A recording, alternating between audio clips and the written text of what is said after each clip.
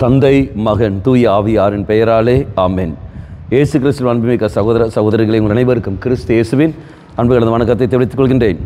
இந்த ஆண்டிலே இன்று பெரிய வியாழன். இது குருக்களுக்காக விசேஷமாக நீங்கள் மன்றாடுங்கள். நற்கருணை ஏற்படுத்துகிற நாள் நமக்கு எல்லோருக்குமே தெரியும். ஆகவே இந்த நாளில் நம்முடைய பங்கு தந்தையருக்காக நாம் மன்றாடுவோம்.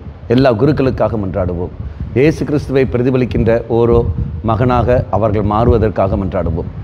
குறிப்பாக தெய்வம் குருத்துவ பணி வழியாக என்னெல்லாம் செய்ய காரியம் திட்டமிட்டாரோ அது அத்தனையும் அருத்தந்திரர்கள் செயல்படுத்த வேண்டும் என்பதற்காக விசேஷமாக அவர்களுக்காக நீங்கள் மன்றாடுங்கள். அவர்கள் சந்திக்கின்ற பல பிரச்சனைகள், பல சவால்கள், வெளியே சொல்ல முடியாத அளவுக்கு பலதனுடைய பாதிப்புகள் அவர்களுக்கு ஏற்படுகின்றன. அந்த பாதிப்புகள் எல்லாமே இதை பலிப்பிடத்தில் ஒப்பு கொடுத்து அவர் மன்றாடுகிற சமயத்தில் தெய்வம் அவர்கள் சக்தி தர வேண்டும் என்று மன்றாடுவோம். நற்கருணையை அவர் வழியாகத்தான் தெய்வம் செயல்படுத்துகின்றார். அவர் ஓரோ தடவையும் அவர் திருப்பலி நிறைவேற்றுகின்ற போது அந்த பலியில் பங்கெடுக்கிற ஓரோ மகனும் மகளும் தெய்வீக சக்தியால் நிறைப்பட வேண்டும் என்றும் அவள் தெய்வ அனுபவம் பெறுவதற்காக மன்றாடுவோம்.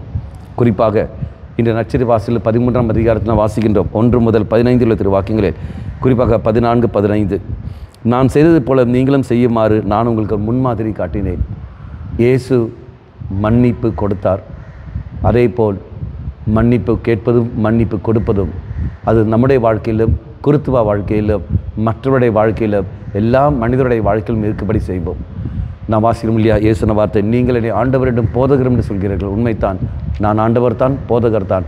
ஆண்டவரும் போதகரும் நான் உங்களை மன்னித்தேன் என்றால் நீங்களும் ஒருவர் மற்றவரை மன்னிக்க கடமைப்பட்டீர்கள். அப்போ நீங்களும் செல்கின்ற பொழுது அருத்தந்தர்கள் மட்டுமல்ல, அருக்கண்ணீர்கள் மட்டுமல்ல, கடவுள் மேல் நம்பிக்கைத்து வாழ்கின்ற ஓரோ மகனும் மகளும் நீயும் நானும் இயேசுவை போதகராக ஏற்றுக்கொள்கிறோம் என்றால் அவரை போலவே வாழ கடமைப்பட்டுகின்றோம்.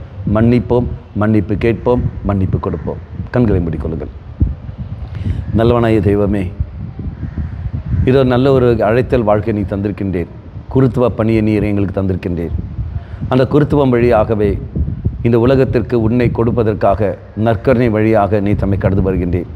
அந்த பணியும் எங்களுக்கு தந்திருக்கின்றேன். இயேசுவே, இந்த நாளில் எல்லா குருக்களையும் மனதில் கொண்டு வருகின்றோம்.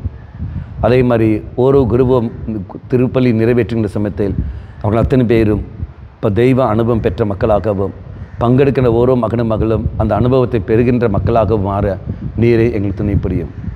அம்மா மாதாவே, தெய்வ மாதாவே, எங்கள் மாதாவே, என் அன்னையே, விசேஷமாக எங்களுக்காக பரிந்து பேசும். ஆமேன். தந்தை, மகன், தூய ஆவியாரின் பெயராலே ஆமேன்.